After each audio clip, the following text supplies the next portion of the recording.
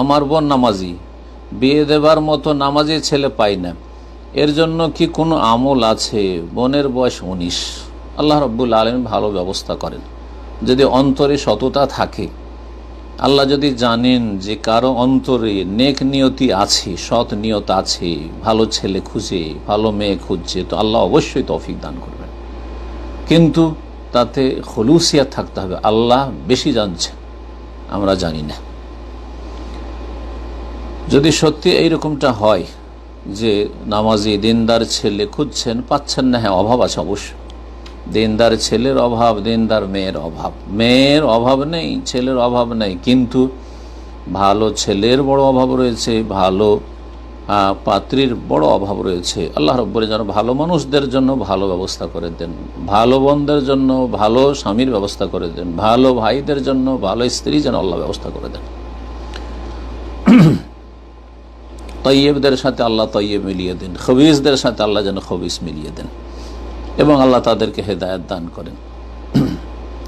এখন এই ক্ষেত্রে বলছেন যে এর জন্য কি কোনো আমল আছে? দেখেন, এই আমলের ধারণাটি একটি বেদাতি ধারণা।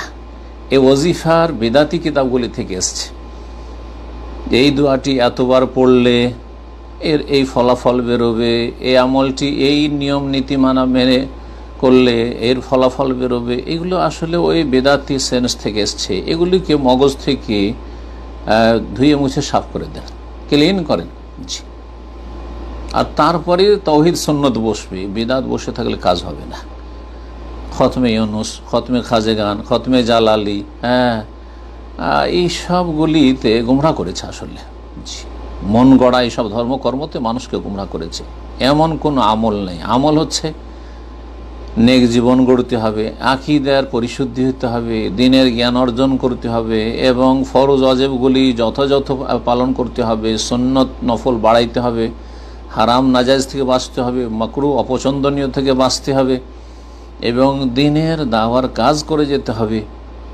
এগুলি হচ্ছে গুরুত্বপূর্ণ আমল, এগুলি হচ্ছে আসল আমল। আর তার সাথে রবের কাছে দোয়া করবেন, দোয়া করেন, রব্বানা হাব লানা মিন আজওয়াজিনা ওয়া যুররিয়াতিনা কুররাতা আয়ুন ওয়াজআলনা লিল মুত্তাকিনা ইমামা। সূরাতুল ফুরকানের শেষ দিকে যে দোয়া রহমানের বান্দাদের আল্লাহ শিখিয়েছেন,